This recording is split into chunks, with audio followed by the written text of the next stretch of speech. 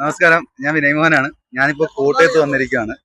കോട്ടയത്ത് ഞാൻ വരുന്ന വഴിക്ക് ഇവിടെ ഇല്ലുമാനാറ്റി എന്ന് പറഞ്ഞ കടയിൽ കയറി ഒരു വെറൈറ്റി സാധനം കിട്ടി കേട്ടാ. ഇതിന്റെ അകത്ത് എന്താന്ന് നിങ്ങൾക്ക് അറിയാം. ഞാൻ അത് ആദ്യം കണ്ടപ്പോഴത്തേക്ക് ഉന്നക്കായ പോലത്തെ എന്തെങ്കിലും പൊടിച്ച ഐറ്റം എല്ലായിരിക്കും.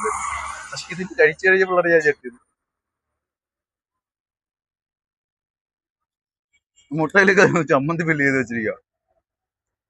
മുട്ടയിൽ ചമ്മന്തി ഫില്ല് ചെയ്ത് വെച്ചിട്ട് ഇവര് പറയുന്ന വെച്ചാല് ഒരു ഹാഫ് മുട്ട അതിന്റെ ഉണ്ണിയും ചമ്മന്തിയും കൂടെ മിക്സ് ചെയ്തിട്ട് ചമ്മന്തി രൂപത്തിലാക്കിയിട്ട് ഇതിന്റെ അകത്തോട്ട് ഫില്ല് ചെയ്തിട്ട് ഉന്നക്കായ പോലെ വറുത്തിരിക്കുക.